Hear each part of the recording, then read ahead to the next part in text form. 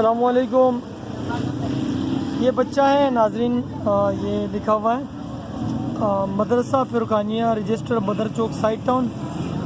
और ये यहाँ पर सड़क की गाड़ियों के जो पीछे ग्रिल वगैरह लगी हुई थी, तो ये वहाँ पर जाके उसके पीछे भागता है। इसके साथ एक और बच्चा भी है बड़ा,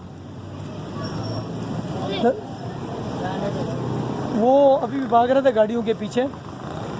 तो बराए करम मेहरबानी करें कि अपने बच्चों का ख्याल रखें, ना कि स्कूल और मदरसे भेजें इन बच्चों को और उसके बाद से कोई पूछ गूछ नहीं है।